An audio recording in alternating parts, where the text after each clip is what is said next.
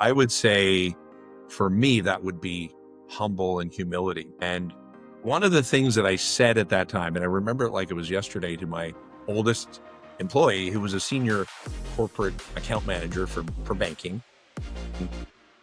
I remember, and I don't know where I got this line, but it just was in my system. And I just said, Les, the reality is that you know more about banking than I'm ever going to know. And I said, I don't want to manage you. I don't want to boss you around, but I want you and I to help each other. And he never had applied for the job. So that became a bit of a game changer where, hey, I got that role. I was a senior guy, but I couldn't do what I did without people like Les or team members, et cetera. So that being humble and respectful really became the evolution of that, maybe the core of my leadership of evolution, in those early days. And I'm hanging with people that are double my age at that time, that, in the Rotary clubs and so on, and wealthy, affluent people. So 5 levels of leadership. This is probably 10, 15 years old. So this is my go-to. So I'll recite this very quickly, and you can put it in your link after. But so if we go back to servant leadership, there's a component of it there, but it's worded differently that resonates more with me and I think other leaders. So level 1 leader is positional. I'm the new manager. You got to listen to me because I'm your boss. You don't want to play in that space very long. You want to move past that. So level 2 leadership is relationship. We built a rapport and an understanding. We may not be besties or we have dinner together, but we connected at the water cooler, et cetera. And I understand what makes you tick. So level 2 is relational leadership. People follow. So level 1, people follow you because they have to. You're the boss. Level 2, people follow you because they want to. This comes from Tony Robbins, and I learned this a long time ago, but he had this acronym of OPA, O-P-A. Outcome is what do you want? P is your purpose. Why do you want it? A is your action. How are you going to get it? And he would always say, and I learned this 25 years ago, before X5, where he always said, your why must be the most compelling. So there's a bit of that. So if you're okay being a number, most people aren't. And you got a bigger purpose, and then that will drive you to another place, if you will. I have a bit of a related analogy on this one. An old colleague of mine working after I left banking before X5, he was from South Africa, and he had this brilliant accent, and he would say, I remember climbing the corporate ladder, but I realized my ladder was leaning on the wrong wall. And I've never forgotten that. Hi, everyone. We are genuinely so excited to share something today that we truly believe will be a game changer for many small and medium businesses. Ever feel like you're missing out on opportunities while you're sleeping, busy with clients, or just trying to live your life? Your website has visitors, but most of them, over 97%, aren't engaging. That's a lot of missed connections. Imagine your website having a 24/7 assistant that can answer questions, build trust, and even schedule meetings for you. That's exactly what Zadwell's AI Chats offers. It learns your brand's voice and helps visitors take the next step, literally around the clock. This is about capturing those human moments, even when you're not directly there. Seriously, if you have a small or medium business, check this out.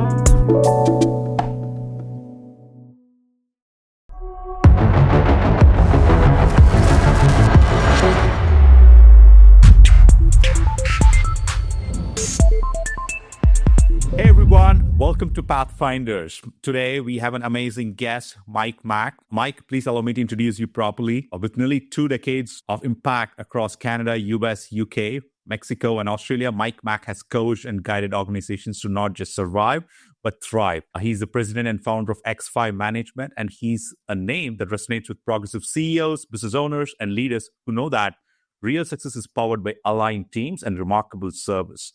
Mike is a sought-after executive coach, trainer, speaker, advisor, and a three-time Amazon best-selling author. His works, Lunch with Leaders, Relationships for Keeps, and Remarkable Service, have become go-to guides for those who believe in leadership, and it's all about people and not just processes.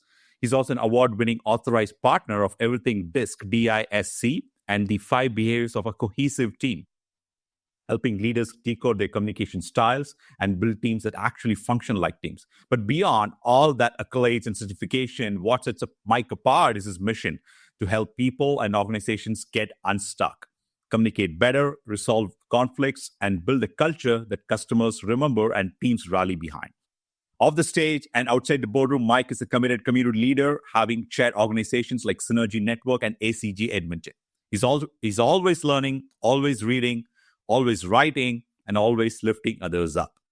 Today, I'm excited to converse with Mike, the brilliant, insightful, and an amazing human being. Mike, welcome to Pathfinders. It's an absolute pleasure to sit down with you today.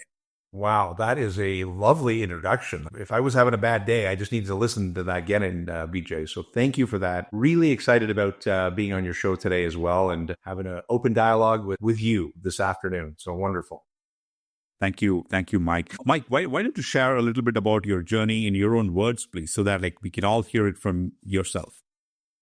Yeah, well, I appreciate that. So I'm proud Edmontonian. I've been here about 28 years, but I always have to give my roots back to Saskatchewan. So born and raised a Saskatchewan farm boy, and really proud of that. I always said I learned to work hard and to be a nice individual. So I give credit to my late parents and my older siblings as well in that regard. I spent a bit of time in the financial services industry, which in a nutshell, in the banking industry, allowed me to move around. So I was in Saskatchewan, I was in British Columbia, Prince George, British Columbia specifically. And then, of course, living in our great city, Edmonton, now for about the last 28 years. The entrepreneurial dream started perhaps a year or two before I actually launched X5, which is October of 2006 is when I officially launched it. But probably leading into a year before, as typical entrepreneurs, you kind of reflect and ponder and looking for something more and how you can kind of control your destiny, if you will. So back in the day, I have to give credit to Nate, great institution in our great city. I did a basic course back then, becoming a master instructor, but I knew how to be a reasonably good communicator. But I thought, well, that will be a great door opener from a business community perspective, and ironically became the catalyst for X5's very first client way back when in 2006. And the evolution just continues. So we're into 3 main areas of support. Training. We do a lot of corporate training, from leadership development to team cohesiveness, customer service, etc. The other area of growth has been coaching, and we've been really blessed on that, even through the COVID journey, where that really has been a big catalyst for us, mainly because even the conversation you and I are having today, that virtual world has allowed it to be more able to support clients anywhere virtually, not just in person in Edmonton. And then that third area is around the consulting umbrella. So lots of facilitation, be that succession planning, strategic planning. We do some stakeholder engagement, some corporate leadership retreats, and so on. So that's kind of our line of business. Assembled a team over the last 18 plus years. I've got a team of 10, including me at this point in time. I'm still active in the business relative to working with clients, but also strategically, my mandate is growing X5 so we can honestly have a bigger impact in the business community and provide greater value inevitably. So that's me and X5 in a nutshell over the last number of years.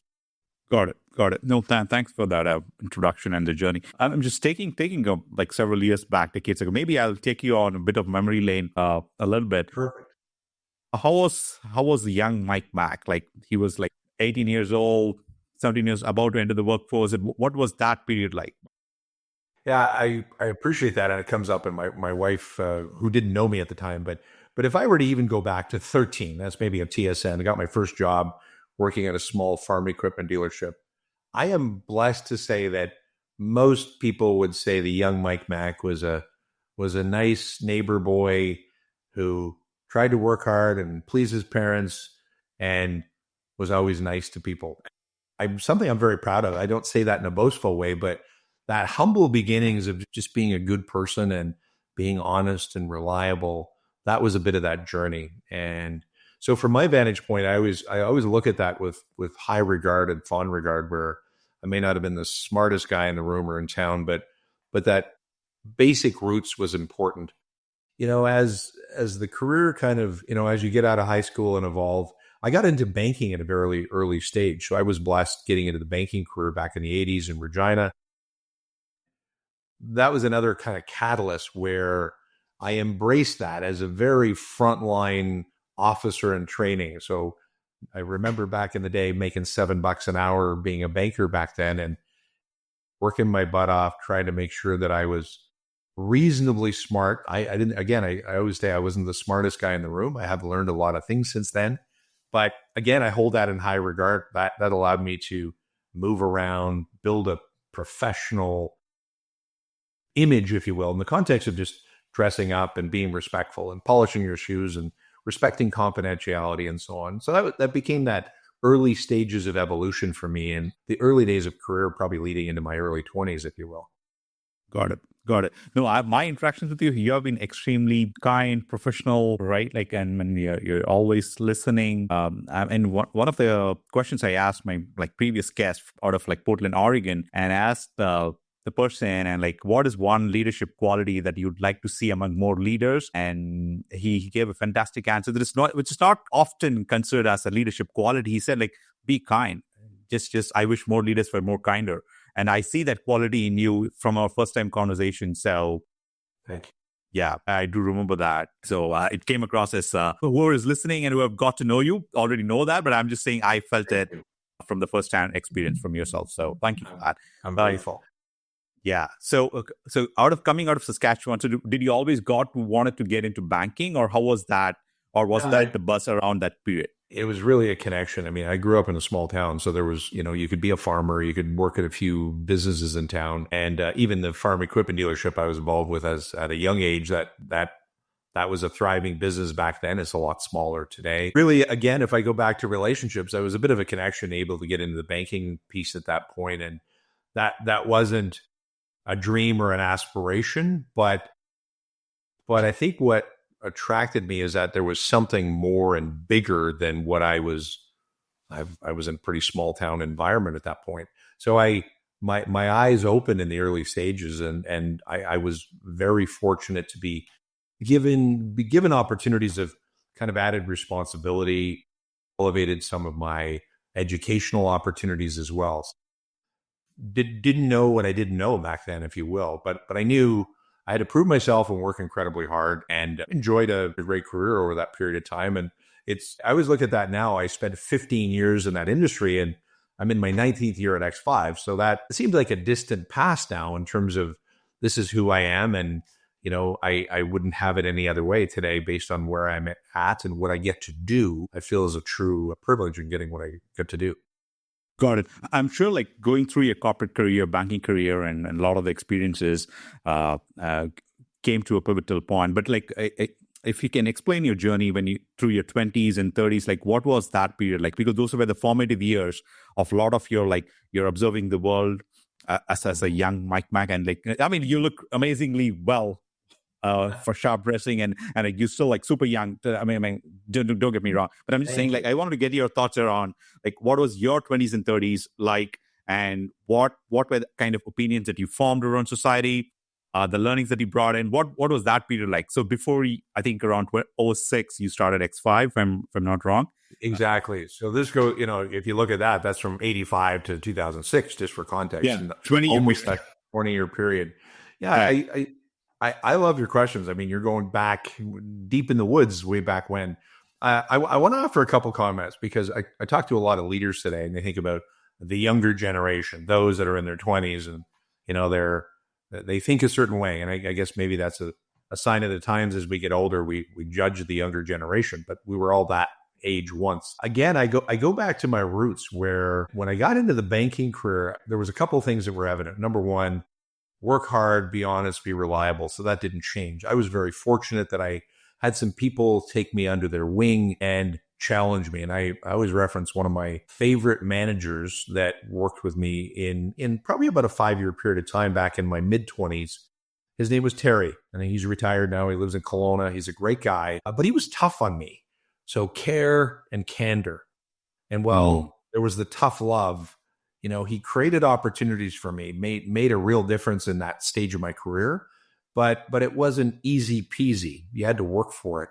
So if there was opportunity, hey, nothing is for free. So if you get an opportunity, don't miss it, work it, perform, and not everything is a gift that you get to waste, if you will. So I always looked at that with high regard, is that when an opportunity presented itself, seize the day, if you will. So that became part of my DNA.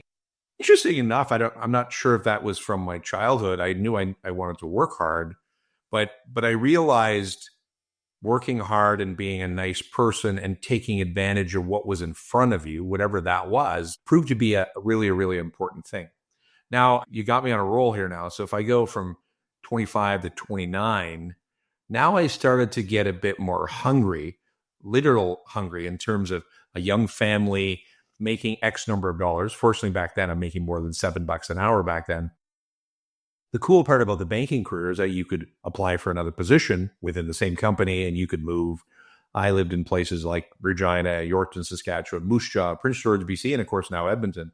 So probably the TSN turning point was when I had applied for a job in BC, which originally by chance was Kamloops. I didn't get the job, but I later was shortlisted for the job in Prince George. So at 29 years of age, not only you get a pretty good lift in salary because you're going to get a job that if you get that job, this is how much money you're going to make. So not too negotiable in the pay band structure. That was playing out of my boots a little bit. I always think back. I was 29.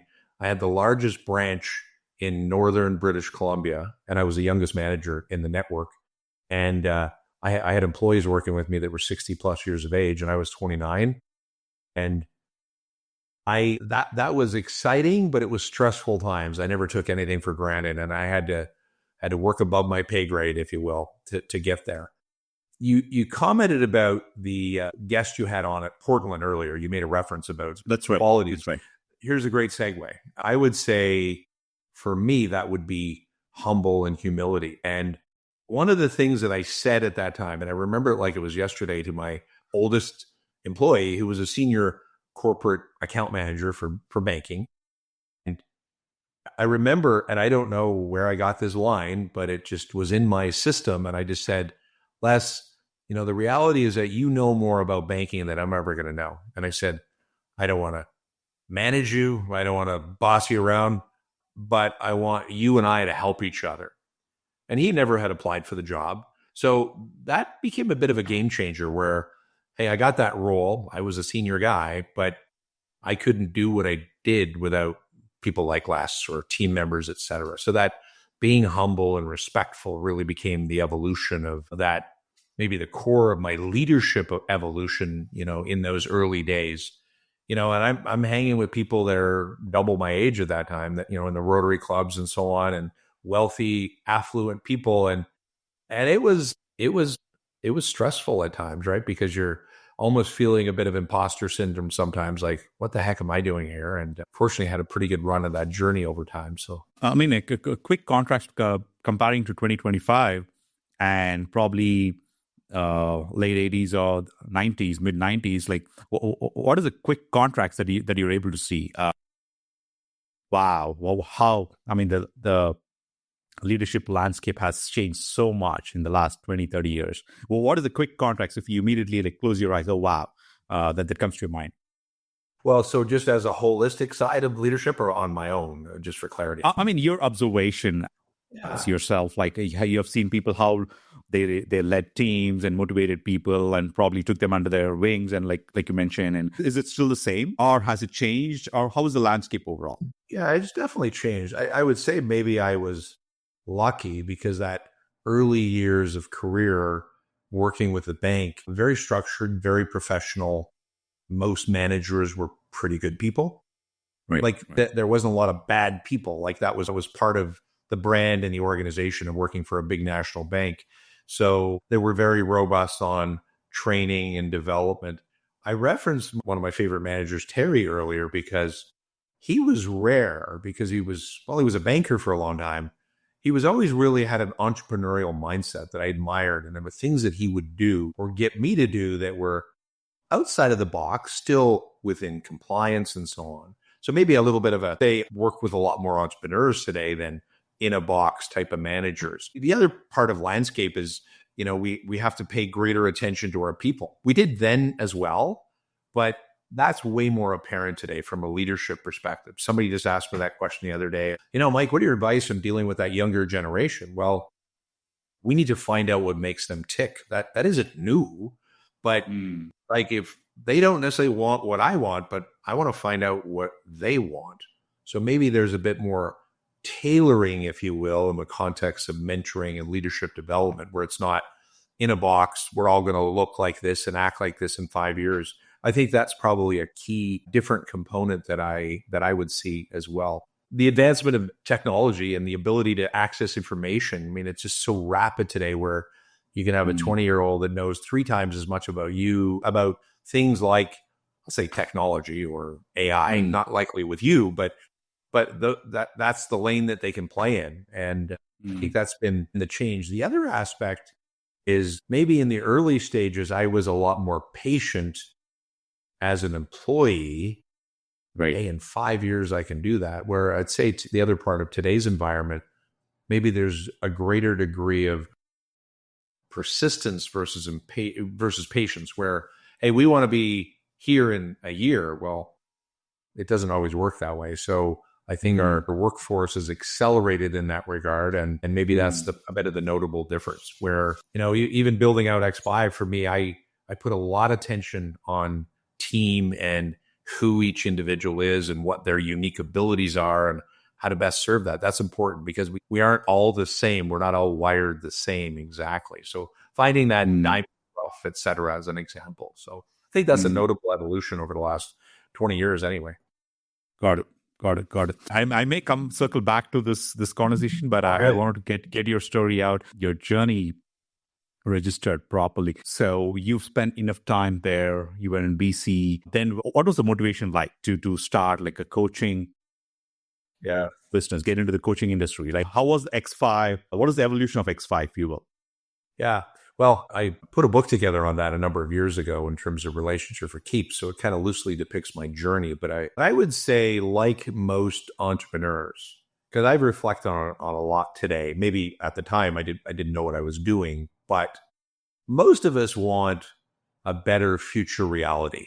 So if I talk to you, Vijay, 5 years from now, you and I would both hope we're doing better things, we're happier, we're more fulfilled, we're healthier, whatever that. Most people want a better ideal future. So in part, I was driven a little bit on that relative to controlling my destiny. And, entrepreneurs, if you're willing to take that risk and put yourself out there, there's an upside on that. Not only financially, there's an upside, but the control of what you can do or not do. So that was definitely one component.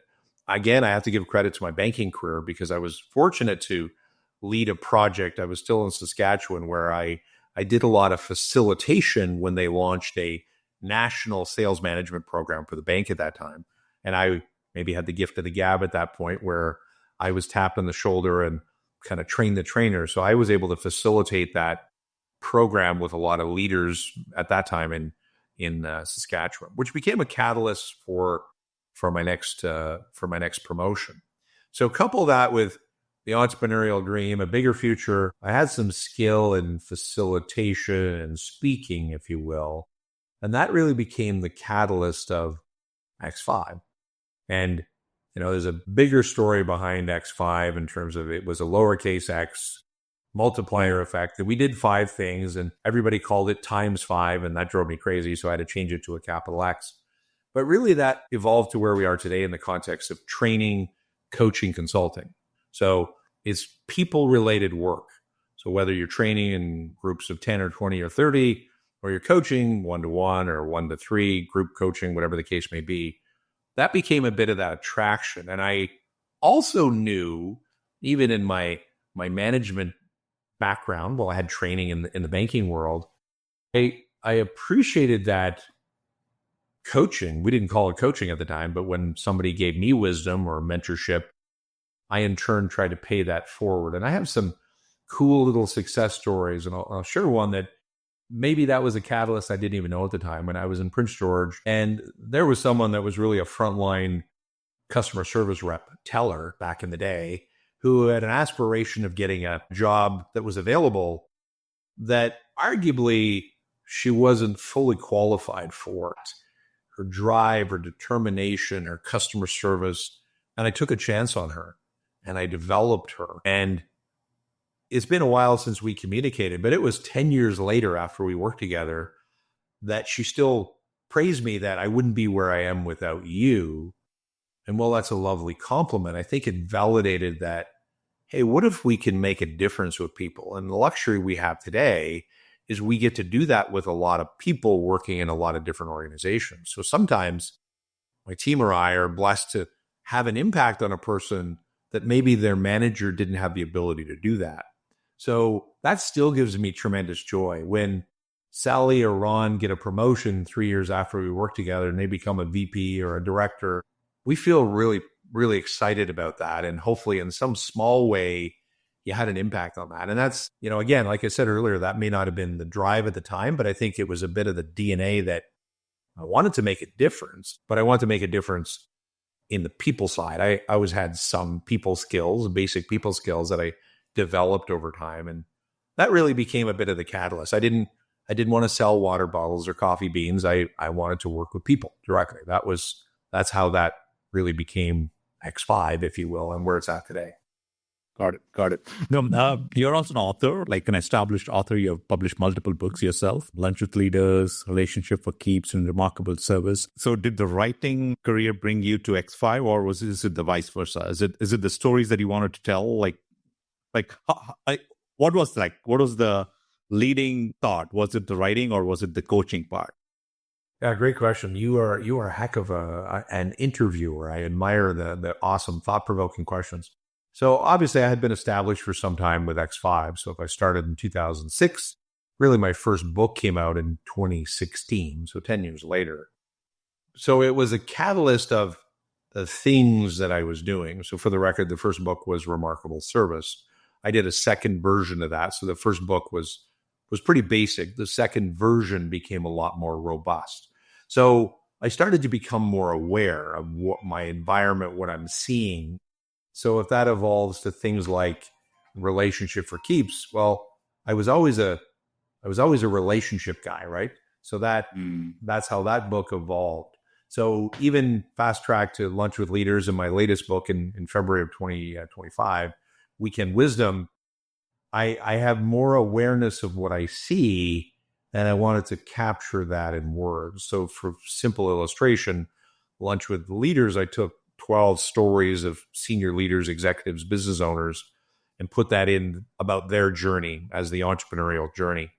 And that's something I'm quite proud of. Not so much proud of that I wrote a book, but that I have way greater self-awareness and awareness of what's going on out there today. So you don't get rich and famous writing a book. You write a book for other reasons. Now, writing books can create business opportunities for sure, but Amazon's the beast that navigates our books out there. They take a big piece of the pie, and that's why they're worth $2 trillion and we're not. I mean, they are a great mechanism. But maybe it was another evolution of who I was in terms of being a thought leader. And it's not that I have all the great ideas, but I learned a lot of great ideas from other great people. And that was really just a vehicle that, well, I could capture that and put it to paper. So Lunch with Leaders, Weekend Wisdom, which is an ongoing piece, as you know. Well, I put that book together in early 2025. Still do a Weekend Wisdom on social media. Mm-hmm. And it went from, I got to think of something to write about, to now, hey, this was the theme this week.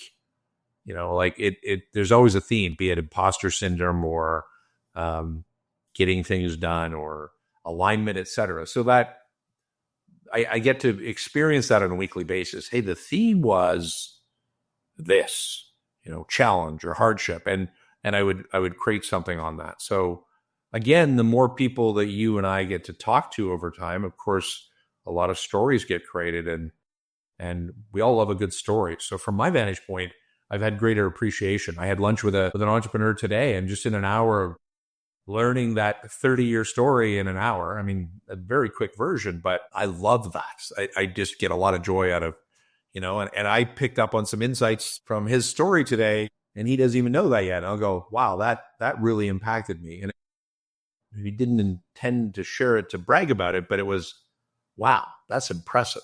So it sticks with us, I think. That's part of the reason there's a lot of people do podcasts or write books or do public speaking, whatever that may be. We all have a different outlet to share our insights or others' insights, if you will. Right.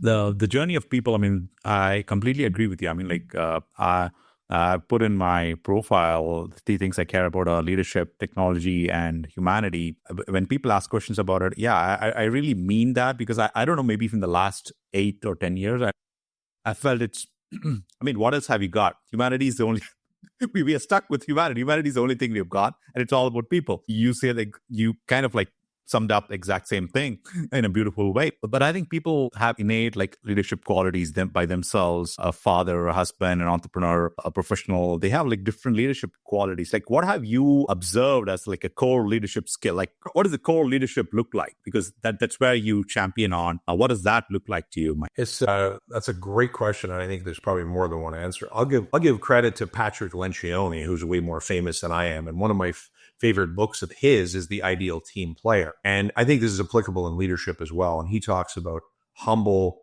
hungry, smart. So I made the comment earlier about humble. I got hungry because I wanted to earn more money to feed my young family. And then the smart. So we'll use those just as a core, because I can come up with a list on things, but I really drink the Kool-Aid of that model of what he put together in The Ideal Team Player.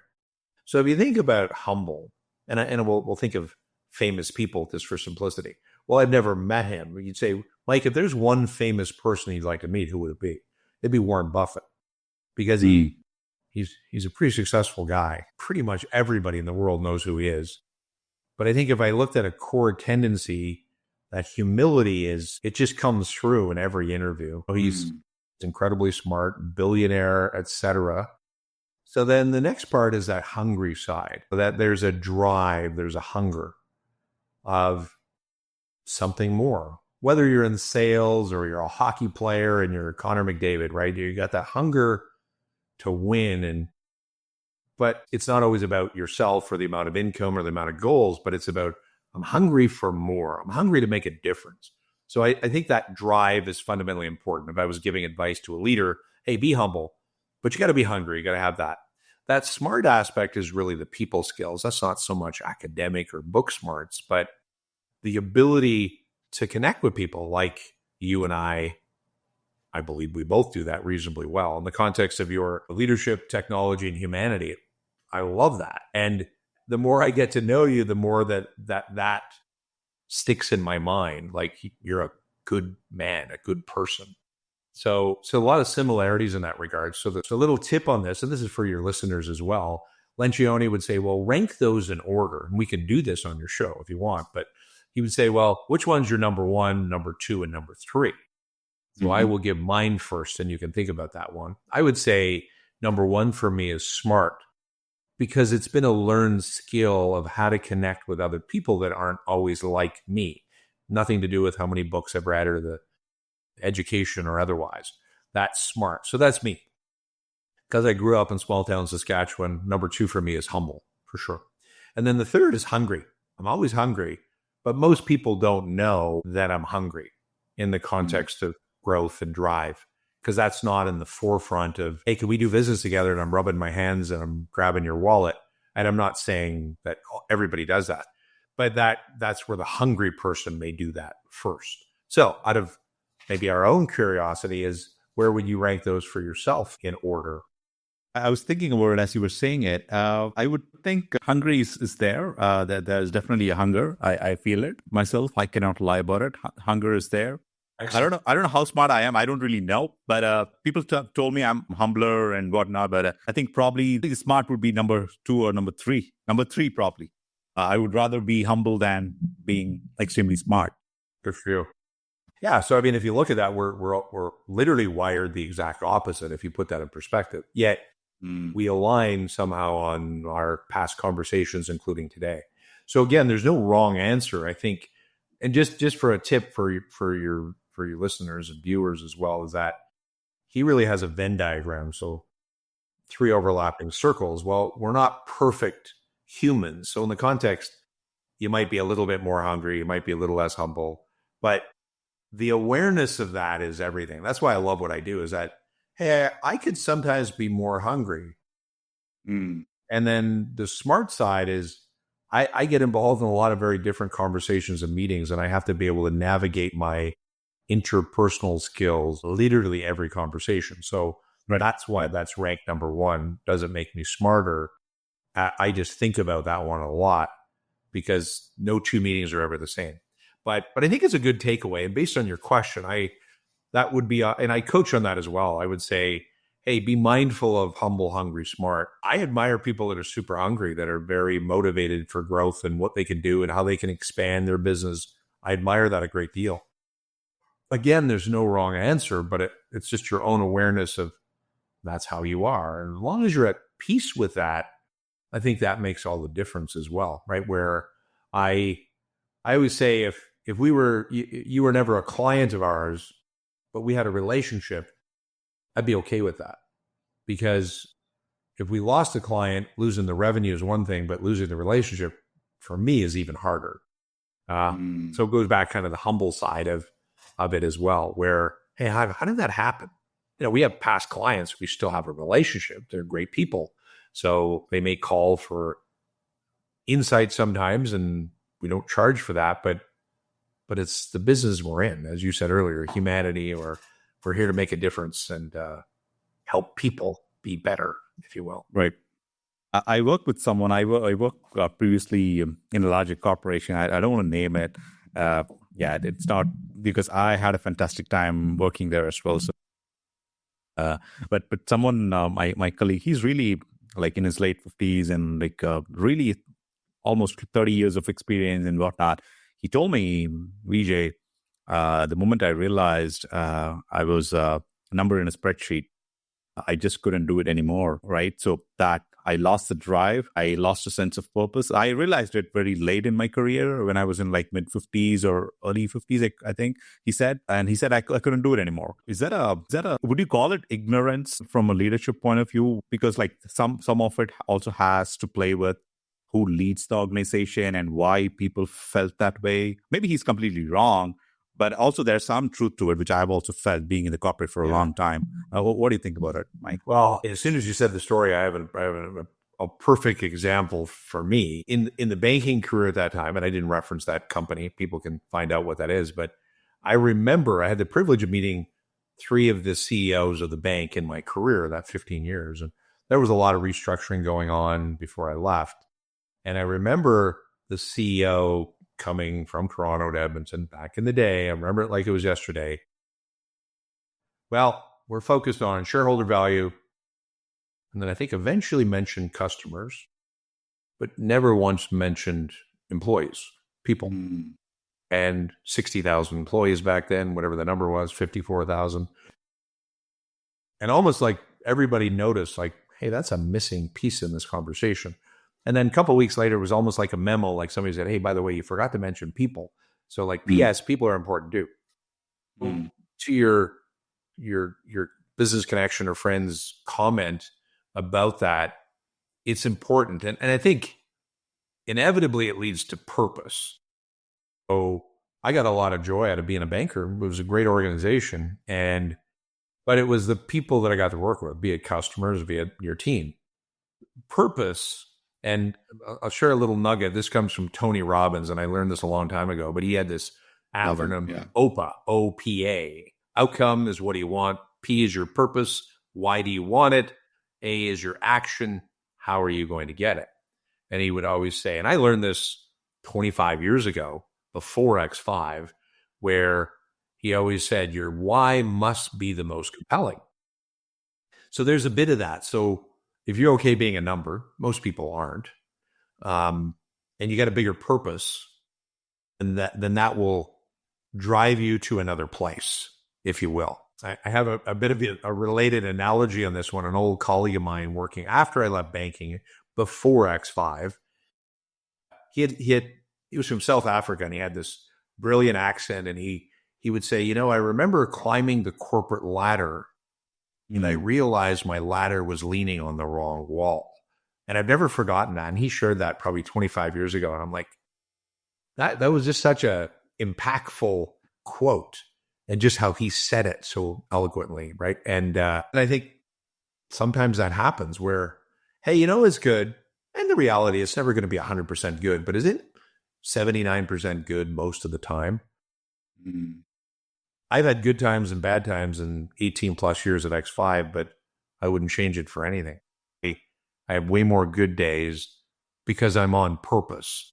I think that's the validation. I've earned a living being able to do that, but that purpose gets me up in the morning, and, getting to talk to you today and talking to other people I got to talk to today. Some people are more challenging to communicate with and work with, but that doesn't mean we shouldn't put in an effort and try to make a difference with them. That means I'm going to still be a good guy.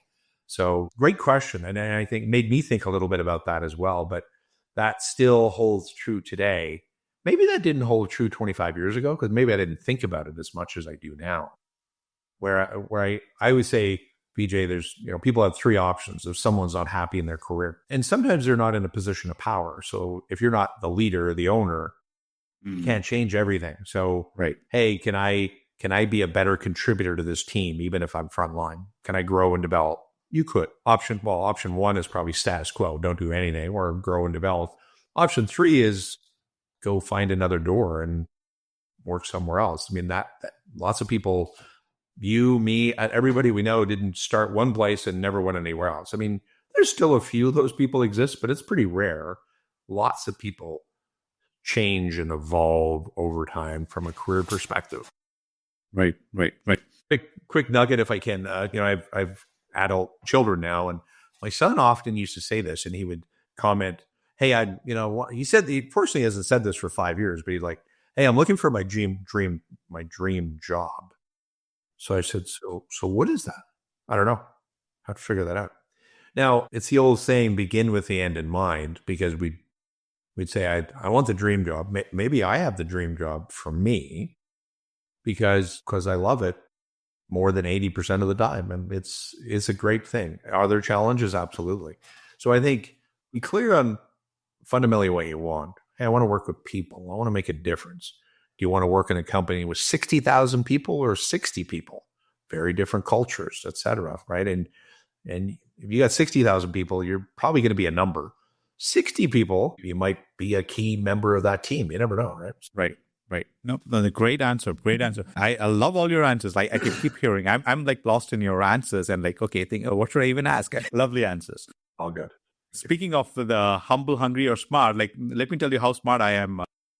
I would love to hear that. So somewhere I read having an X in your company's name is a powerful move. And I thought it's a great move. And I don't know if you can see it. So my organization name is Zadwell. It starts with an X. So that's a common thread between X5 and Zadwell. So I love it. So if you have X, it's a great company. It is. Exactly. Yeah. So that's didn't mean to plug it, but brilliant. It's good. You deserve that. Yeah. So that's great. I mean, like, I wanted to ask because like that question kind of stuck with me. And when he said that, and where is it actually going wrong, right? And I continuously meet with like people like leaders, CEOs, founders, entrepreneurs, directors. Like I keep talking to them because previously I was like behind the desk guy, Mike, for a long time. I was like got into the computers, software development, and I was behind the desk had a bunch of corporate jobs and everything.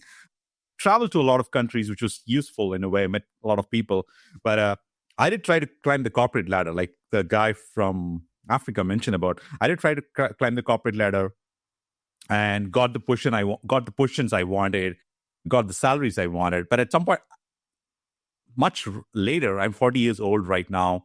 The reason I share that is because like the more I talk to more senior leaders, the more senior leadership, somewhere along the way, the leaders have created their own lifestyle, if you will. Like the good or bad. Maybe the mansions, maybe the BMWs. I love BMWs, by the way. I mean, all the Teslas, whatever, right? So there is a lifestyle that's kind of like got like a golden handcuff kind of a situation for them. And many of these VPs and leaders and general managers not really happy, actually.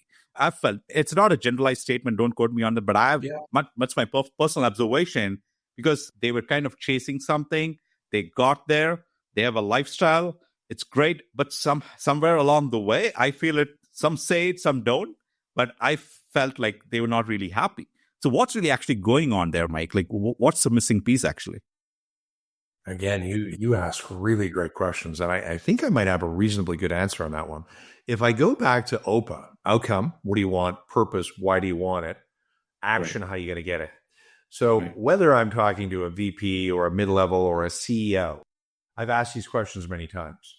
So let's say I've asked, about what do you want? Why do you want it? How are you going to get it? If I'm coaching someone for the first time, we do a discovery process. I would say this is an informal statistic that 65% of cases, roughly, whoever I talk to, are missing at least one of those points. So, what do you want? Yeah, I don't know. Somebody's going to retire and they're working on succession planning. So, what do you want to do? I don't know. Because they want to work, but they don't want to retire. They want to travel, but you can't sit on a beach 52 weeks a year. So then the why part, the purpose, comes up a lot. Yeah, I'm thinking of starting my own business and get into consulting. I'm helping a couple people just as friends right now talk about that. So why do you want to do that? I don't know. Seems cool. Got to be a bit more to that. So I think that's part of the journey. So my advice is so a theme that my wife and I have, and we have a theme every year. This year, the theme is clarity is a beautiful. I think that's a universal theme for everybody, is that if you knew what you wanted next year and you're focusing on getting it, whether you're going to improve your golf game intentionally, or you're going to read a book, write a book, start a podcast, then do that. But you know why you're doing it. And I think that's super powerful. That, to your point, they get into that lifestyle. They got the money and they have it, but it doesn't mean they're happy and they're not living on purpose. I have a greater appreciation for that more than ever, where I can't say when I was 25, I was living on purpose. Purpose was to earn a living, to feed a bunch of people and learn, obviously, which I was able to do. But that's very different today, where if somebody called me, and I get a lot of calls to have people help them with something, and more than not, they're not going to be clients. But rather than, hey, let's have a meeting downtown for 3 hours, but could we have a virtual call? Rarely do I ever turn them down. And you'd say, why do you do that? Because I feel compelled to do that. No other reason. That's purpose. That's very gratifying. Even if I can only help them for 15 minutes, I want to do that. And there's a lot of people out there that are willing to do that. So if I go back to, and so maybe this is a quick tip for your listeners as well. If you look at a kind of a horizontal line and you go from the left, that's our current reality. And the far right is our future reality, 3 years, 5 years now. Spend some time thinking about your current reality. I want to make more money. I want to have a better relationship at home. I want to be in better shape. I want to take a course. So then you fast forward what that could look like. So to now you know what you want, and hopefully you know why you want it. But now the work begins. You actually got to go make it happen. If you want to write a book, go for it. It takes some work to be able to do that. You want to launch a podcast. It's a great idea, but it takes some work getting it rolling. And it's not stagnant, just to clarify. When I figured something out, there's something new I want to figure out. So I got to go through the same process again and again, whatever that may be. So hopefully that helps in terms of that. Great question. Right. Love all your answers, by the way. Like I keep repeating it because I love them. So in terms of like continuous growth and learning and the results and whatnot, somewhere along the way, there's also like somewhere I read in your section where it said like the ROI of soft skills. What role do they play in the leadership? Some are fantastic communicators, some are not. Some are somewhere in between. Like how do leaders get better at that? And what have you learned from talking to many leaders along the way? Yeah. Yeah, I think maybe the quote that you referenced, and I actually coined this one years ago, and it's something I still believe to be true, is turning soft skills into hard assets. And now I have a bias on that because I'm wired that way. So I'm people oriented, I'm collaborative, and I'm driven, but that's not my number one motive. There's a lot of people that are really, really great at soft skills that can still be successful. So just so we're clear, they can be certain professions, whatever that may be. They can be accountants and engineers and build bridges. Or so doesn't mean they don't have soft skills, but they have a really incredible technical skills. So I think it goes back to our purpose. I've always been people oriented. This has been an easy transition, right? Versus it being technical. Now, I will say, if I looked at some of the leaders, even the leaders that are in Lunch with Leaders, for example, some really great soft skills, but some great successful leaders and entrepreneurs as well. So my bias is that you said earlier, hey, what's changed from 25 years ago? I believe that today to be as important, if not more so. I get to work with a lot of senior leaders and mid-level leaders. They still want to be able to have a conversation with their president about things in their future career. They want to have a conversation and not be judged by it. They just want to have a conversation. So for me, in a coaching world, I find that easy to do. Not everybody likes that. That's an awkward conversation. Oh my God, I'd rather not listen to what VJ wants to do in the next 3 years. I'm cool with it. I think it's great. I want to learn from that. And if I can help.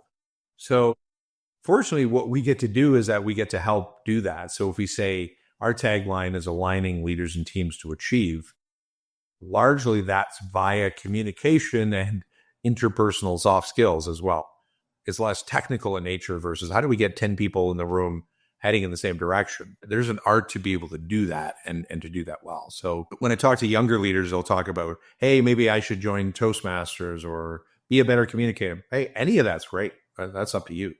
You're a great communicator, and we know each other somewhat, but your ability to connect with me, like you're gifted on that. So I want to give you a great compliment. And maybe that's the humanity side coming out on connecting, but that's memorable. And I don't care who you are. Like for me, I'm going to get to know you even more the next year just because of the conversation we're having today, because you're wired a unique way compared to lots of other people. And I think that's the beautiful part about being a leader and connecting. I would say connection, this is a famous book, Everyone Communicates If You Connect.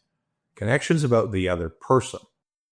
So if you're going to develop someone and you're going to be a leader, wouldn't it be great to know what they actually want or what makes them tick? That's the first thing we do in a coaching conversation. And sometimes the leader will say to us, like, how did you know that? Well, I asked them and they told us. They're like, that's brilliant. Not really. You could have asked them 5 years ago, but you didn't. And you never thought of it as an example. Saying, right. Recently, we started a new show this year, 2025. It was never in my plan to start that. We called it Authentic Hustle. You might have seen some posts here and there. We create some noise around it. So with Kelly and Colin and whatnot. Yeah. So I forget the episode number, but in one of the episodes, tying back to our conversation right now, the question that came up was, should business owners be influencers? Tying back to the soft skill part. So that was a question that came up, and we did a 30-minute thing. We said whatever we do, but like, I want to hear it first from you. Like, what do you think about it? Like, Mike, should business owners be influencers also? What do you think? You're like reading my mind today because I'm smiling on that question. This is something I talk about all the time. So I'm by design an influencer, not a persuader. So the line that I use, and so my quick answer is yes, I do agree that leaders should be influencers, I believe. So I always say, so even as a coach, if I'm not someone's manager or leader, I always say I want to influence people to do what I believe deep down they know they should do in the first place. Whether that's your adult kid or a mentor or, whoever you're talking to. So the advantage of influence from my vantage point is that if I can influence you to, I'm a grass guy. I've got a pretty decent lawn and yard, and it's pretty green. So if I can influence the neighbors, which I've done with a few people, to cut their grass a little higher and don't water in the heat of the day, and they do it and they keep doing it, that's nothing beats that, because they now do it. So you can replicate that versus, If I go, if you don't cut your grass this high, you're going to have crappy grass, I'm likely going to annoy them. So I think most people respond favorably to influence. That's my opinion. Now, as leaders, we can tell people what they need to do. Sometimes there's a sense of urgency. We've got to exit the building now. And I understand that. But again, if we go back to building the culture and influencing people to do what deep down they know they should probably do. Hey, this is probably the right thing to do. So even in my adult kids today and stepkids, I influence. I can't tell them what to do. They're adults. So that's the difference. And so I love the question because I'm such a big fan of that, where lots of people influence me. My wife influences me. My mentors, my business coach that I have can influence me. Mike, and this is my mentor who's 90 years of age in Vancouver. He would never tell me what to do, but he always say, Mike, if I were doing it, I'd probably consider doing it this way. That's influence. So be like, well, he's pretty good at that. I think I should give that a try. That's influence. So I think it's more long lasting in most cases. That's my opinion anyway. Got it. Well, wonderful, actually. That there was one. I'm getting multiple questions to ask you. I mean, there was one thing that keeps coming when it comes to leadership. It's like, at least in the last, I could be wrong, Mike, please correct me on this. I mean, at least in the last 15 or 20 years, I've seen this new term that emerged. It's called like servant leadership. Maybe it's an older, I don't really know, but like my observation is it's there for the last couple of decades, or I haven't heard that term much before. In the older books, I don't see that usage as much. What are your thoughts on servant leadership, and how do you think like the leaders can grow to be a servant leader? Or maybe if they're not, like maybe they already are a servant leader, but like, is that a good thing or a bad thing? And how do leaders approach that word actually? Because sometimes, not political, but sometimes also there's like a societal alignment towards various concepts, right? I mean, you gotta embrace it. Oh no, you're in trouble if you don't embrace it. Is that such a term, like a servant leadership? Like, what are your thoughts? It is. And you ask again another great question, because I don't think it's talked about quite as much as it was years ago. It's a great concept. I may give a different answer today than I would 10 years ago. And hey, is servant leadership a good thing? Fundamentally, yes. Mike Mack's opinion only. But a couple of things can happen with that in terms of culture and society, where that can be taken advantage of depending upon the culture of the people that you have working with your organization. I'll pivot a little bit, and this is a model that I follow a lot, and I have to give credit to one of my favorite leadership authors, John C. Maxwell, and that Everyone Communicates, Few Connect. He's the same author. But my favorite leadership book, and I'm actually going to pull it up because I have it sitting right beside me. Yeah. And I'll go down a lane. So 5 levels of leadership. This is probably 10, 15 years old. So this is my go-to. So I'll recite this very quickly, and you can put it in your link after. But so if we go back to servant leadership, there's a component of it there, but it's worded differently that resonates more with me and I think other leaders. So level 1 leader is positional. I'm the new manager. You got to listen to me because I'm your boss. You don't want to play in that space very long. You want to move past that. So level 2 leadership is relationship. We built a rapport and an understanding. We may not be besties or we have dinner together, but we connected at the water cooler, et cetera. And I understand what makes you tick. So level 2 is relational leadership. People follow. So level 1, people follow you because they have to. You're the boss. Level 2, people follow you because they want to. And level 3 is really organizational. And I'm rephrasing this. I don't have the book open. If you've been around for a long time, you're a proven leader, team member in the organization. People follow you because of what you've done for the organization. Been there, done that. You've proven your worth. My favorite of level 5 leadership is level 4. Level 4 is people development. Now, it might sound a little bit like servant leadership, but it's not. So in a nutshell, people follow you in level 4 because of what you've done for them. Now, I look at it this way, where maybe I gave you some tough love a couple years ago, VJ, and you really responded well to that. But I still care, because he talks about care and candor. So I really like people development, level 4 leadership, more than the term servant, because it doesn't fully articulate what it means. Hey, I want to make a difference and help people and help them get to where they want to go. But the catch is, you got to help me get to where I want to go if we work for the same company, X5 as an example. Oh, people development's a real high priority for me in that focus. So if somebody wants something and it helps them and it helps us for the future, it helps our client, I'm super open to that idea. So people development. And then finally, level 5 is really, that's the Warren Buffett. People follow you because of who you are. You're just the legend, the messiah, the whatever you are, just by default. It's one of those things, whether you're Roger Federer or you're Tiger Woods, like, hey, you're pretty good at what you do, or Arnold Palmer, it doesn't matter. So servant leadership, fundamentally, I don't think of it the same as I did before. Do I still care a great deal about people and recommend that great leaders should develop their people, care about them, and candor? So in the book, he talks a lot about care and candor. So I'm a pretty nice guy, so caring for people is pretty easy. Being candid with other people has been a skill I've had to get better at. How do I give you tough love when you're a really nice guy and I really like you? It's become easier. I can give you feedback, but I care. And that's how you get to that, where now you're going to, because I've done things for you, not just give you money or days off, but I've given you perspective. I've given you thoughts as well. So that people development one is that I drink that Kool-Aid all day long on that one, that it's important. So if you hire a bunch of people and you don't talk to them or look at them for 5 years, a couple of them will grow.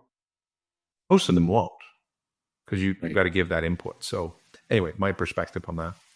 Got it. I made a note when we were earlier discussing. I almost forgot, but I'm glad I got back to that question. My cousin sister, she lives out of Boston. She asked me a question. I mean, her older daughter is it's a kind of a Gen Z kind of thing. And she told me, like, VJ, it looks like it's really difficult for the Gen Zs to get a job. What's really happening? Can you tell me? I mean, she's a little older than me, but she's kind of testing the pulse of the market overall, and what's really happening. Is it really true? I mean, because she's worried about her daughter getting a proper job, right? That's where she's coming from. And that's why that question. And I wasn't really sure either, but what's really happening, Mike? What's the Gen Z phenomenon? Or maybe they are getting it or not getting it. What's really happening there? Great question. And for your listeners and for me, so give the age span again too, because I think we got a couple overlaps of generations. So what's the youngest age on that now? Like, is that just on Gen Z? I don't know. Yeah. They're like they're probably 2000s, I think, early 2000 dawn. I would think. So yeah. And the reason I ask that, because I think this is applicable for a few of those younger generations, if you will. I go back to, if you were saying, Mike, if you could give advice to somebody that's 20 to 30 years of age, even in that broad range, I still am a strong believer on soft skills. Now, you're the tech guru and the AI guy, but you think about where that's going to go. Soft skill is still fundamentally and pretty important. Even the evolution of trying to make AI interactive more, it's about soft skills and reaching out on phone calls and so on, things that items that you may be working on, right? Where that would be the number one piece of advice. Is that a gap?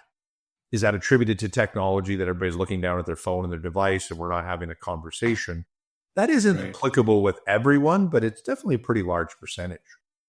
I had the gift of the gab when I was a young guy, and I was always social. I never had a phone, so it was different because I'm in a different generation. And that's always that number one piece of advice. And I think of my wife and I have a blended family, so all adults. Well, our youngest in her late 20s, she's into Toastmasters, and I was a Toastmaster a long time, so I'm a fan of that. She is incredibly gifted as a young woman, as a young career individual, with her soft skills and people skills. She's a hard worker also, but it really starts to differentiate. Not a negative to anybody else. She could literally walk into any room anywhere and create an opportunity for her. And she doesn't have to be the smartest person in the room, but she's going to have an impact. So if you happen to be the smartest person in the room academically, for example, and you had that's significant, like where that becomes really powerful. So I think, you'd say, well, how do we get there? It's just been an evolution. We didn't pay enough attention to it. And maybe the parents don't think about it that way for whatever reason that they're, I think I'm the youngest of 6 kids from Saskatchewan days. And I think of my oldest brother. We're very different individuals. He's a great man. He's retired. But 2 of his 3 adult kids are pretty amazing, brilliant people that are outgoing and can work a room anywhere. It didn't hurt them, I guess is what I'm saying. That doesn't mean that's the only key to success, but it's a pretty big catalyst, in terms of that regard. So I think if you're saying, hey, you and I are going to consult the next generation, maybe you're helping on the technology AI side, you're helping with the humanity. I would want to help with that. I want to give people some soft skills. Now, the only thing I can do, something I'm reasonably good at, I can do a couple things, but that increases the probability of future success, in my opinion. That's what I see, the difference. There's some leaders that I work with at varying levels. There's a person, I'll give him initials, GW. I'll just say that. He's very smart, technically very smart. He has incredible soft skills as a leader. He's a great leader. I'm in admiration of him. He's not the most senior guy in the company, but he can pretty much write his ticket down the road to what he needs to do because he can open any door, but he's got the backing to prove it in terms of his skill. You can't just be a good talker and have no skill either, just to be clear, right? You gotta be able to know how to do something well, if you will. Right. Got it. Just a quick follow-up on that. On that question, as I was noting down, was like to run a business, to create a customer base, to write a book, to run a podcast. Everything takes time, and there's a lot of patience involved, right? I mean, there's you got to keep doing what you're doing, and it's of course, it's purpose driven. There's an outcome, and we're putting a lot of action. The OPA we discussed about, but there's also perseverance over time. You got to have the patience. How do you teach patience? All right, because from what I'm observing is it cannot be all about I ordered a dish on the Skip the Dishes or Uber Eats, or I'm watching the movie. It's all instant, right? Everything is instant, right? It's like the Netflix. It's all instant, right? You send a DM, it's all instant right now. So how do you leaders of today teach patience to such a growing generation who are tech savvy, amazing people, smart, and they're grasping from former leaders, but I see a lack of. Maybe I don't want to generalize, but I see maybe an urgency. Maybe that's the right word. Maybe an urgency to get it done immediately. How do we teach patience to that generation? Well, our conversation today validates that we need to spend more time together because we're pretty aligned and we come from different necks of the woods, if you will. I'm just giving a little visual on a sticky note here. So if we look at this little pie chart and we kind of go 70-30 just for simplicity. Patience and persistence, and I reference this often. If you were to ask me 20 years ago, I was 70% persistent, 30% patient. Today, it's the exact opposite. So how do you teach that? It's a long, slow process. I don't like to be patient, but I have learned in almost all cases being more patient has delivered a better outcome. So it's really a learned skill. And was that generational, age-wise, as I get older and wiser, I'm more patient because I can't get everything yesterday. Now, having said that, if my skip order is 30 minutes late on a Friday, it might frustrate me a little bit because there's certain things that's more transactional. Technology allows us to get things faster than we used to. It's just the way to go. It's pretty handy. And Netflix, you don't have to go to the movie and you don't have to go to Blockbuster and all of that. But in business and in life, relative to working relationships, that patience, they always say patience is a virtue. Well, it will serve us well longer term, but you got to go through the grind more times than not to kind of get there. So I can't take a 30-year-old and make them more patient next week. That they have to decide if they want to. And the more things that we go through in life, challenge and opportunity, you start to realize that we can't wait till our birthdays, or now there's no rush for that as we get older. And so again, it's a journey, but I would say statistically, I think you could go back 100 years. Don't quote me on this, but I think that's pretty true for my brother who's going to be 76 years of age, or me, or my kids. My brother's way more patient than he was 50 years ago, and I'm way more patient than I was 20 years ago. So I think the good news is that it will evolve, and no pun intended, but you got to be patient with that, because I think there's a lot of upside in being persistent as well. And I actually admire that, where I was talking to a senior leader, a director level recently, and they're looking for something within the company. They want to ask for something, but he said, I'm not going to ask right now. I know I should be persistent, but I'm just going to be patient. And I really admired the statement. It's like, yeah, he's 40 plus years of age. And I didn't have any coaching advice. I just said, hey, good on you. That's probably the right strategic move where he's at this point in time. And odds are it's going to happen the way he wants it to happen. It just may not happen the fall. It might not happen until next year. There's a comfort to being patient. I think the more we get to do it, I'm more at peace with it, if you will, than I was before. Because as my mentor says, my 90-year-old mentor, Arnold, things will unfold as they're intended. Whether they're going to happen in 30 days or in 3 years, they will. Some things we can get done sooner. I could have whatever that may be, a contractor come and help me with my yard. I want that done next week. Maybe it's a week after. I can be persistent on that stuff. I'm going to do that. I'm not going to be patient because summer's short and precious. I want it done. Yeah. I'm willing to pay for it. So, I think there's a balance. That's why it's not 100 to 0. I use 70-30. It's a ratio that, it's a noticeable difference when you get there. Maybe a question for you. Would you say, if you roll the tape back 10 years, what's your index of patient and persistent? Patient and persistence. I was young and stupid too. I would fully admit, because I thought, okay, I need to get it done yesterday. I had that thing. I mean, as I'm growing older, I'm raising a young son, who's a teenager. Parenting teaches you a lot of patience. Being in a family teaches you a lot of patience. It sure does. Working with young professionals teaches you a lot of patience. So yeah, sometimes, I'm learning too. Yeah. Love it. I wanted to get it done sooner. Absolutely. I had that thing, but I've been really patient. I mean, our journey, in the last 11 years, we've been in North America. We've been in the US before, Mike, and we've been really patient with the overall journey. And recently we became Canadian citizens. We know we will become citizens at one point, but this whole journey was really because of patience. We made it, I think.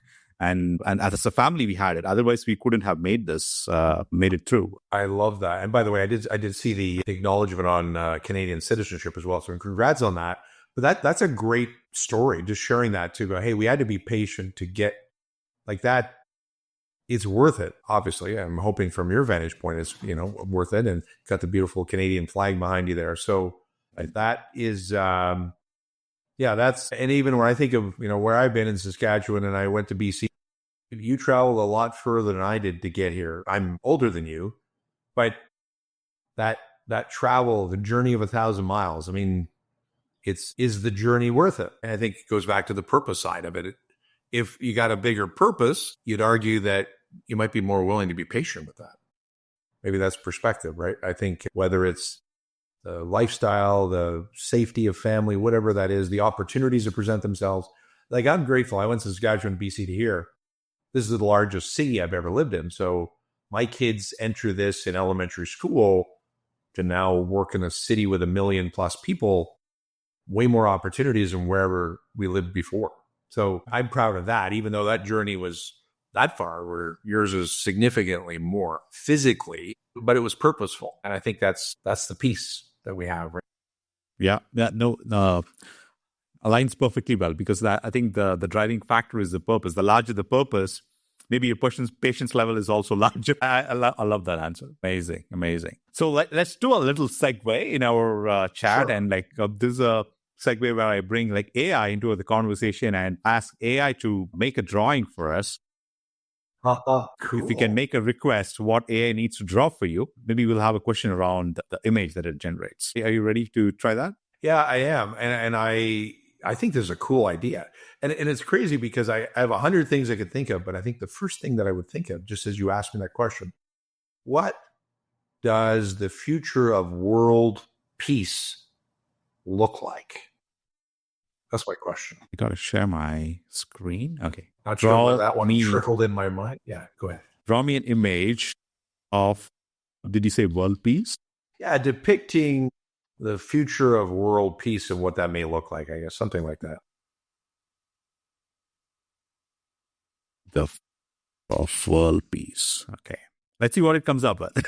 Yeah, I think it's great. It tries its best. I try a few tools. It's all terrific. I'm stunned with some of the things that it generates, and often the chat GPT, amazing. So what does it say? Okay, so here's a picture. Yeah, very cool. Yeah, geez. That I think that's a pretty good crack for a first shot. You know, you look at who's in the photo, smiling faces. Yeah, that's cool. So why don't you ask a question now? I'd be curious what you would ask it, perhaps. Yeah. Sure. Yeah, I will definitely ask a question. What comes to my mind is like, draw me an image. It kind of on the similar lines, like, draw me an image of people being happy, pretty much. And this is Gemini, I see as well, right? This is Gemini. Yeah, I've tried Grok, ChatGPT. They are all equally good. Cool. Yeah, it's a bunch of individuals, probably downtown vibes, I think. I don't know, with kids around and they're playing an instrument and whatnot. Yeah. So a couple of questions that comes to my mind, like let me sort out the world peace. So the question that comes to my mind when it comes to peace is like, how do you see, Mike, in terms of like technology playing a role in world peace? How do you see that? How do you see technology making a dent in world peace? Maybe that's the question. It's a great question. I'm not sure I can give an appropriate, intelligent answer. And I think I use ChatGPT a lot, where if you're using Gemini, they're all great. I do. Maybe the tip that I would, cause maybe that's a question that I would ask. I always say my buddy ChatGPT, where what I have learned the most out of that journey is to have it become my thought partner versus thought leader, but thought partner. So that would be a great narrative of a case study to go, hey, where would that start? And it would be interesting how that builds out. I think it's like, you know, these conversations have come up, particularly in the last 3-4 years, on AI and the, you know, iRobot and the worries of taking over the world. But somebody did a presentation a while ago. I got to give a plug to AltaML. I think it was one of their engineers. I was at a breakfast meeting last year, and they commented about, well, it's like a knife. You can use it for evil, or you can use it to carve a stick or butter your bread. So I think I intend to use technology to make things better. May not be world peace, but I think if the intentions are good, we go back to purpose. Let's put our thoughts into that, and we come up with these great ideas. There's 5 things that we could do to make that better. I guess the bigger question is, what are we willing to do about that? Because I think the reality is, you and I both know, and we're as wise as we can be, there's lots of great ideas out there. And I think it's a choice of what people are willing to do and to make a difference. You could say, well, if I said hi to you and every person I met, that's a great place to start. That you might get that AI recommendation as simple as that. You know, be kind, take people on their word, trust people, and do unto others, and all those little basic things that are pretty powerful. I'm a fan of where this is going. So you said you're 40. I'm 60 now, so full disclosure on that one. And if you go, I figured you looked that old, Mike. So thanks for that. But I'm old enough that I learned some things, but I'm young enough where I am excited about where this could go. I'm not scared about it. I'm excited about what we can do with it. And I think there's things that we can do with technology, AI, whatever that may be, that can make things better. lots of people are more negative on it. It's going to lose jobs. It's going to be bad. This is going to happen. It's going to take over our world. Well, hey, our smartphones have helped take over the world, but I wouldn't live without it today because it serves such a great purpose. It's my camera. It's everything, right?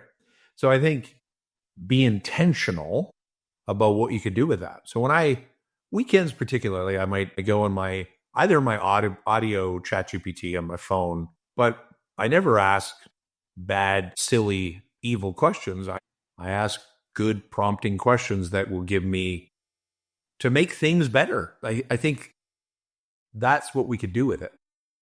Mm-hmm. So if you think about the iPhone, and I am an Apple guy, so in that context, I think there was a line about Steve Jobs back in the day. He actually, created something that we didn't even know we needed. Mm-hmm. And then there's a quote like that. So I think you're smarter on the tech side than I am, but you could come up with something that just blow our mind that, wow, that's a great idea. I'm a yard guy and I love my lawn. So I have irrigation now. And when I can click my app and I can turn on any section of my yard whenever I want, that's pretty basic stuff. But that's a pretty significant thing from 20 years ago, like relative to, so, what's possible? I think anything is possible. I do hope more people use it for good in the sense of advancement of health and science, technology, productivity, efficiency, leadership, all of that. I think that's, we have the key to the kingdom, if you will. And I think the more people that do that. Now, sadly, not everybody's going to do that. There's going to be some dark thoughts that we can do with that, right? But anyway, that's sort of my layman's terms answer of that, but I embrace it. I see more of what's possible. There's going to be some people who want to take advantage of it, but that exists already. As you know, people have wire transfers going to the wrong place and the dark web got access to, that's happening already, right? So just we have to do our best to protect that. Right. Terrific answer, by the way. And then I prompted for people being happy and whatnot. I think the more I would probably rephrase it for a joyful living. I feel like happiness may not be the end goal, but like living with joy might be something I would strive for. Because you're happy, let's say you have a great announcement, you get an email at 10 a.m., but the next day, you may not have the same enthusiasm and excitement when you had on that happy moment. So rather aiming for a joyful living than for just cherishing the happy moments, right? So I'm all for that. But my actual question, something I wanted to ask you was like one author that like constantly sticks with me for a long time, still today, is Robin Sharma. You might have definitely heard about him, a popular guy from Toronto. Right.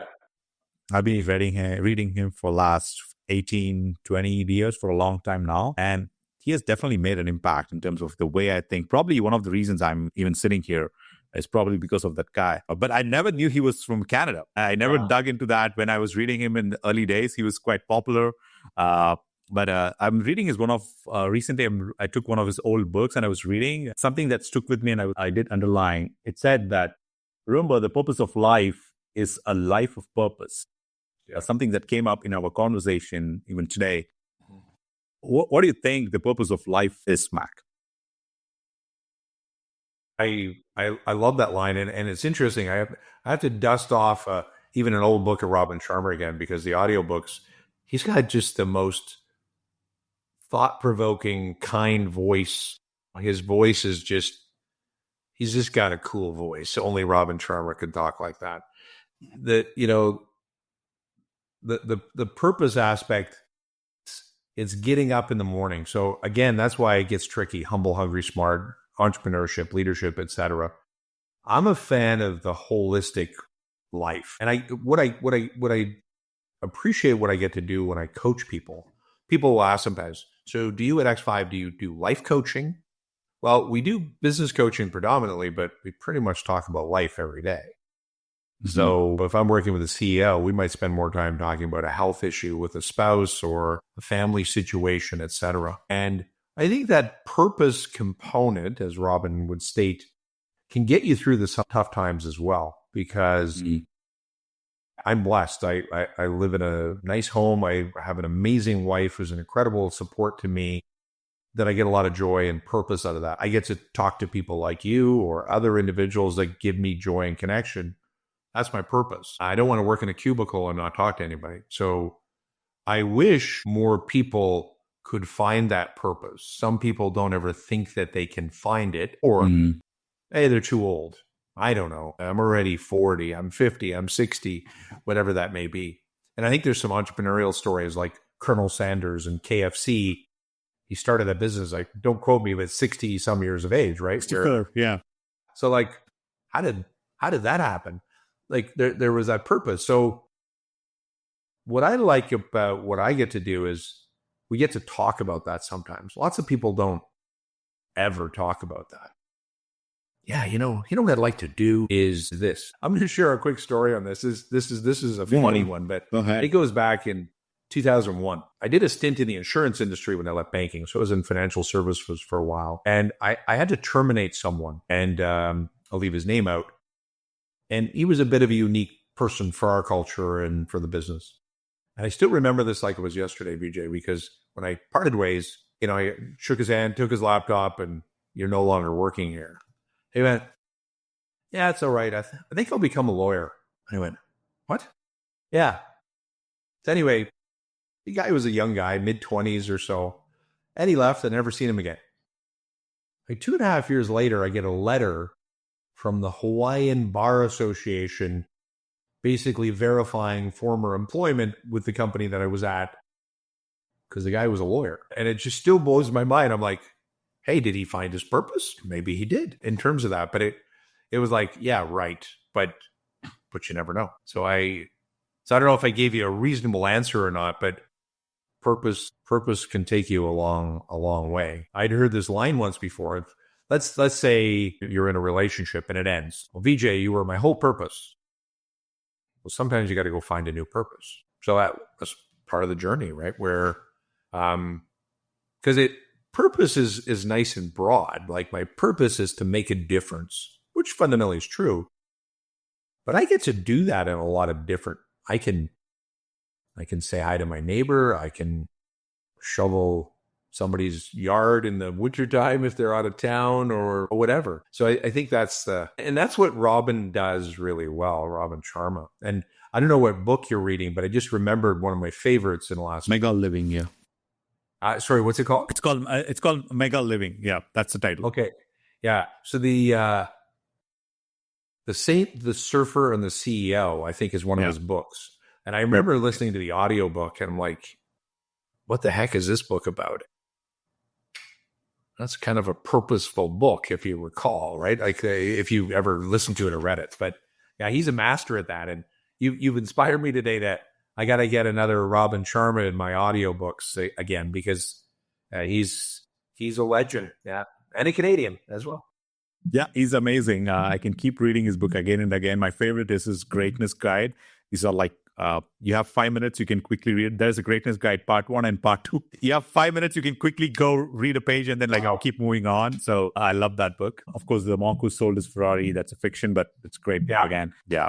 I had a question then before we kind of come close to I can speak to you for another 4 hours or even more, but I loved our conversation. But a follow-up question that kept repeating amongst leaders and business owners, especially one theme was about, yes, they do have a purpose. They have an alignment. They know where they are headed. But often the journey is lonely. Lonely, I put out a clip from Brad Warren. He also spoke about it. Lonely not from the sense of like there's no one. No, they have their family, their sons and daughters. No, their colleagues and employees. No, that the loneliness from a point of like making continuous decisions. Sometimes it's uncharted territory. You have to keep making those decisions. So where do you go to in terms of like, how do you navigate the journey of loneliness, if you will, from a leadership point of view? Because there's no one they can go to sometimes. Of course, books like this definitely help. Coaching sessions definitely help. But like, how do you speak to that lonely leader in 2025? Yeah, love that question as well. And sadly, that's true in a lot of cases. That's part of the privileges that I have, is that I can help certain leaders because they don't have to be alone. I have a business coach as well that I get to be as vulnerable with her as I need to be, which is great. if you were asking the question, I'll answer your question. But if somebody said, "Hey, what's one tip you'd give yourself when you start at X5?" Well, you can't do it alone. So build that network of people. And there's lots of peer groups out there in terms of tech and EO and so on. Great organizations. Not everybody does that. But I think in life, surround yourself with great people. You need to be open-minded to that as well, that you don't have to do it alone. And, there's a quote about, I may be alone, but I'm never lonely. When I'm alone, which isn't very often, I intentionally reflect. Where when I'm talking to someone like you or a client or a colleague or otherwise, one of the things that a tip that I would give everyone is, even if you feel you're alone, just talk to someone about perspective. What's their perspective on something? And in a perfect world, they're talking about something that they may know about. If you're trying to be a better golfer, it might be good to talk to somebody who's a golfer, Right. rather than your aunt who's never golfed before. Sometimes I would say, just from my own experience, that's probably a bit self-inflicted, where I know, sadly, many, many years ago, going through a divorce, I felt alone. And you say, what do you attribute that to? I didn't reach out to talk to people that I already knew. That was on me. So it's rare that people don't have someone to talk to. There are some people that have a smaller network or friends or family. I understand that. But rarely is there, you're not on an island where no one's available, be it virtually, be it. So I think that if you're okay with that, I don't know too many people I know, hey, this is good. I like it here. Most people would rather have a circle of friends, with centers of influence that can support us.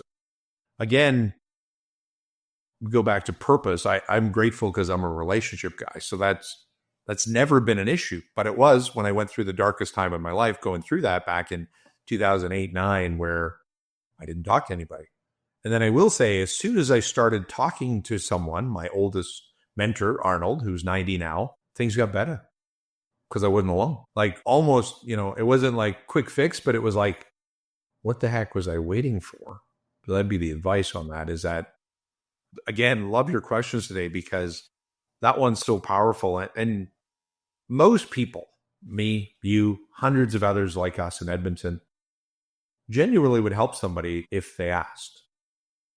I might not be able to unload their sand pile this weekend. I don't want to physically do that with my knee. Just had knee surgery. But I can help with a lot of things. So can you. And there's always someone out there that's be willing to support others. So don't go it alone. All right. Mike, before we get into the rapid fire, who might be the two guests that you would love to be on the show? If someone comes to the top of your head who can be a great guest in the show, could be anyone. Goodness, that's a great question. It's interesting. There's a gentleman that I've just recently got to know, and I got to give him a plug. Daniel Young, who's a credible entrepreneur, local person. The other is such a big list. Probably an entrepreneur that would come to mind. I know a guy that loves shows like this, is very effective at it. That's Mike Schoenberger with Sunco. He's a CEO of Sunco Communication. You may or may not know him, but he interviewed me on one of their company internal podcast, if you will.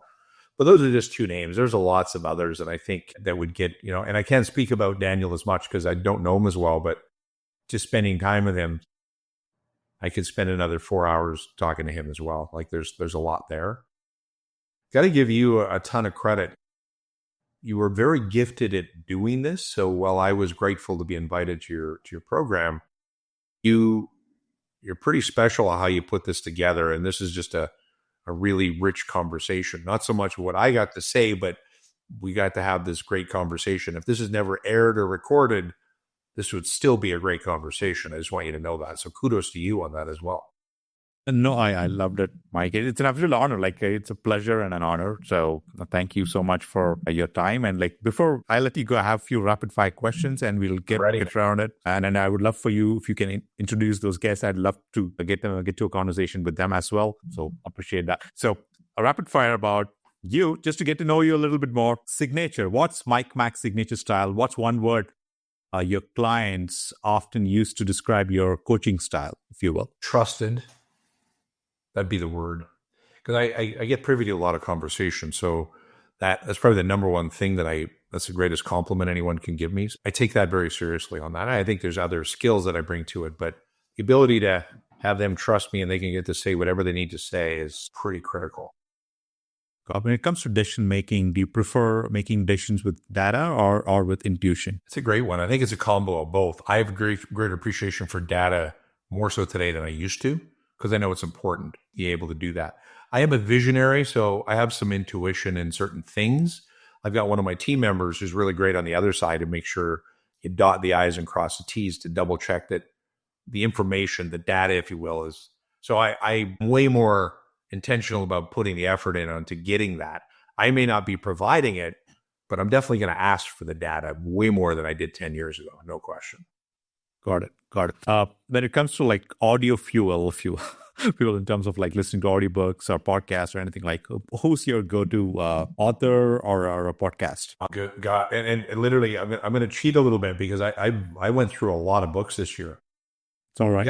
Credit to Gino Wickman on traction and so on, the EOS founder. Gino puts together some pretty awesome products. The other favorite that I will of recent times that was a pleasant surprise, and he is an author and a podcaster, and that is Stephen Bartlett. You might know of that. Yeah. The British guy? Yeah, exactly. British young entrepreneur. So he's Diary of a CEO. Diary of the CEO. Yeah.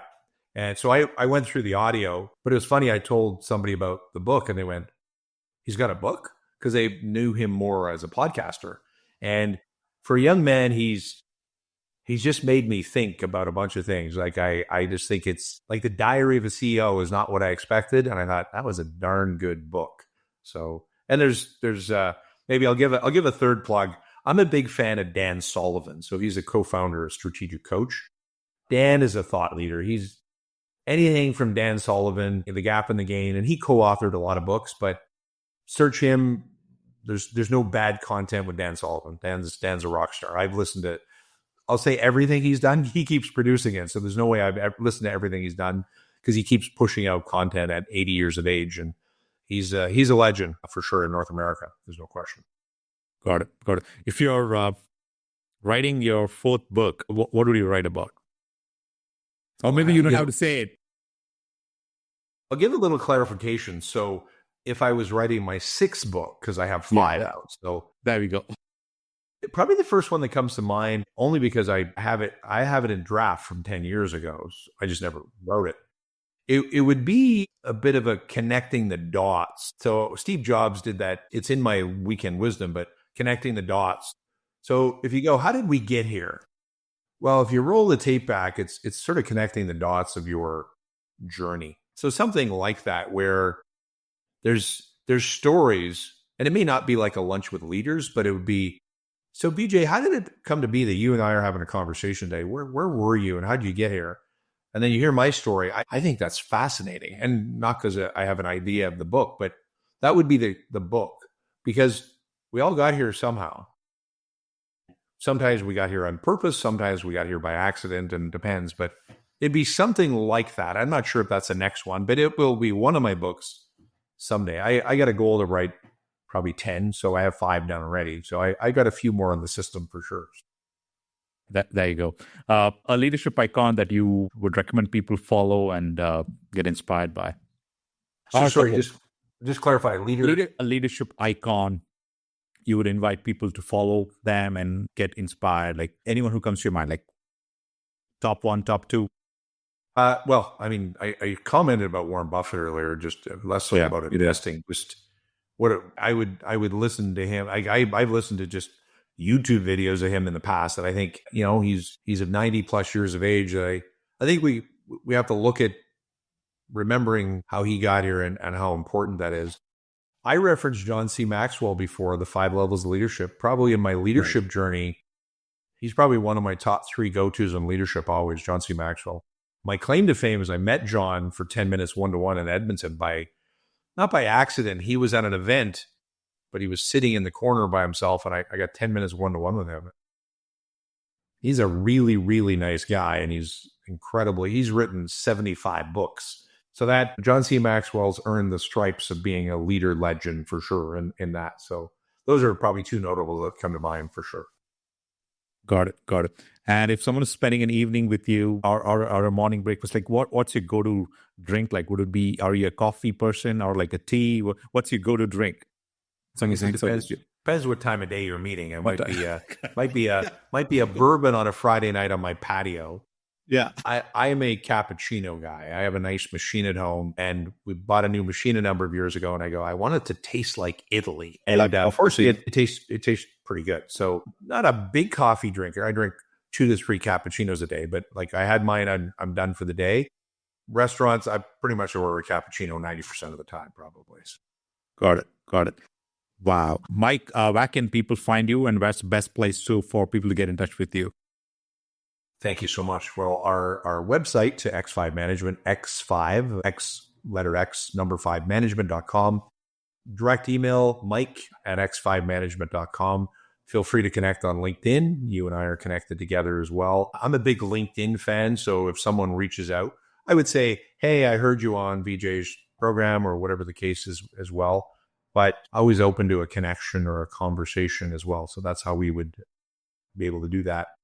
And you might have a couple more questions for me, but I wanted to say a couple things again, because you're incredibly good at what you do. And I'm going to make it one of my purposes to get to know you better, because I think I can learn a lot from you, not just from technology perspective, but I like that leadership, technology, humanity. I think we're kindred spirits somewhere along in our former life as well. Yeah, putting in the work to do what you do just on the show, but I got a lot out of this conversation today as well, and hopefully that your listeners will benefit from what we talked about. But yeah, you're a person that I continue to hold in higher regard every time I talk to you. I like what you're about and how you're wired, and want to congratulate you on all that you do, and congratulate you on being an important Canadian citizen for the future as well, which is a big deal. No, Mike, thank you so much. I really enjoyed sitting down with you. Before I close, I mean, your content is still uploading. You give it a 5 or 10 minutes after we close the recording, because it might still be uploading to the cloud. But what happened with one of the guests was like, we closed on the session and like 2 days later, the content is not there.